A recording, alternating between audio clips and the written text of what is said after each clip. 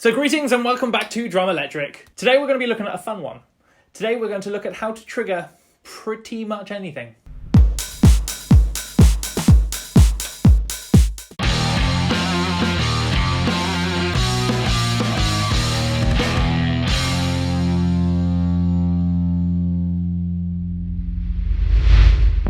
So, in this video, we're going to be looking at how to trigger, as I said, pretty much anything. So what I found when searching for things is usually videos come up with how to trigger a drum kit, which is great, but we want a little bit more fun with it. So there's two main options for triggering anything.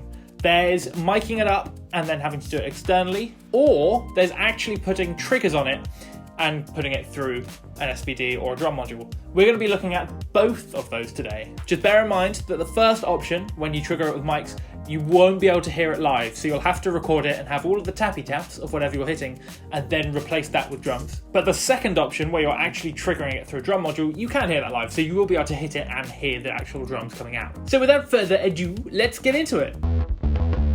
So option number one is triggering with mics. Now for this, you'll need some mics, an audio interface, a DAW of your choice. In my case, I'll be using Logic Pro, sticks, a kick pedal, and of course, things to hit. So once you've got all of the things, now it's just a case of setting it up like a kit. So in my case, I've got a kick, snare, hi-hat set up. This is totally up to you and wherever you find it comfortable. So once you've got the kit set up and it's kind of feeling comfortable, it's now a case of putting the mics on it. So the mics go nearly on the actual item itself. So it's not about sound quality when you set this up, it's all about getting a strong enough signal from each item to send to your software so it can create a clean trigger path. So we've now got the kit set up, you've had a noodle, you've had a play, it feels a bit weird, but it's cool. So let's set up our project and get recording. In my case, I'll be using Logic to do this. It usually works on different DAWs, depending on what you're using and what you're comfortable with. You may need to do a little bit of research into how to do it exactly, but in this case, I'll just be showing you how to do it on Logic because that's where I'm comfortable. So we want to set up 3 different audio tracks for this example. This is because I'm using one for kick, one for snare, and one for hi-hat. So on this first pop-up, you'll have different options. We want to hit that middle button at the top that says audio. So on the input list, you then want to drop it down to whatever's on your first input. So for me, I've got my kick in input 3, my snare in input 4, and my hi-hat's in input 5. So what I'm going to do is I'm going to select input 3, then I'm going to hit that ascending button, and then number of tracks, I'm just going to put 3, and then hit create. Boom, then you've got 3 tracks. Now it's just a case of renaming them. So kick, snare, hats. So once we've done that, once we've set up the project, now it's just a case of setting those gains and recording. So for me, the best way I did it was I literally just whacked up that gain. Not quite to full, so it's majorly clipping, but so there's enough that you get a good strong signal in from the mics. So let's set all these tracks to record. Okay, so they're all armed. Now it's just a case of hitting record and then playing and seeing what happens.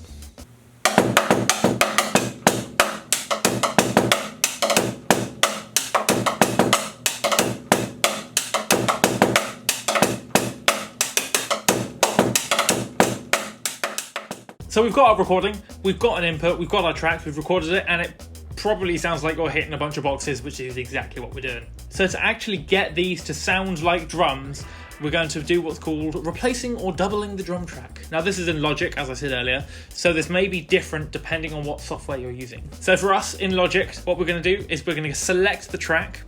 We're going to do it one by one in this example. We're going to go up to track, replace or double drum track.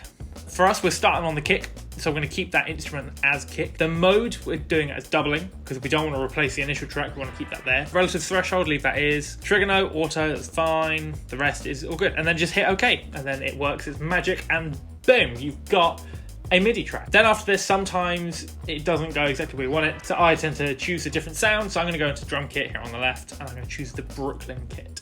Okay, and then I'm just going to take the MIDI, select them all and drag them down to the kick, which is on C1 for me. Then what I like to do, I like to hit Command A to select all of the MIDI notes, and then I just like to whack that velocity up to full. If you hit this little button here, it's a lot easier to do. You just drag them all the way to the top so they're all at 127. This just means it gives it more power.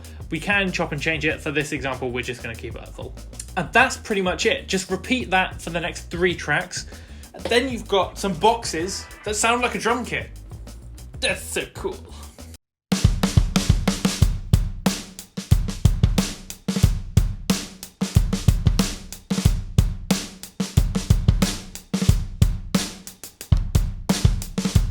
is option 2. We can actually use triggers for this, and therefore it means you'll be able to hear this live when you play it, which is pretty cool. So we're going to be using a similar setup for this one.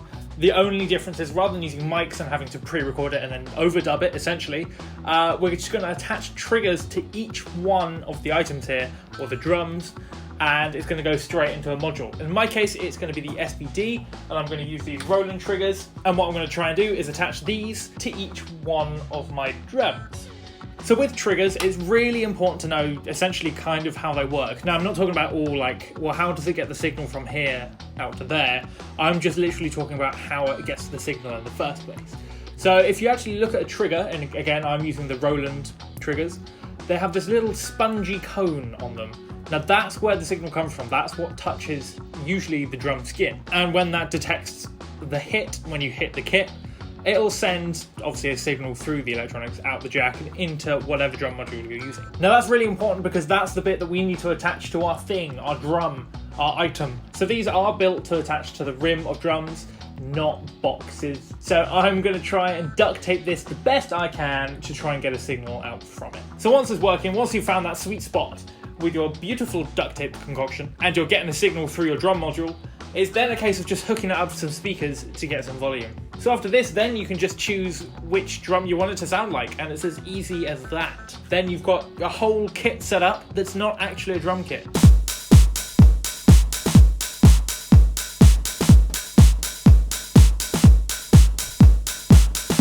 So that's pretty much it. You can trigger anything you want as long as you're getting that signal from it to either a computer or a drum module, and it's really, really cool. So don't forget to comment down below on how you've set up and triggered your kit, and don't forget to use the hashtag #DETriggers on Instagram so we can see what you've done.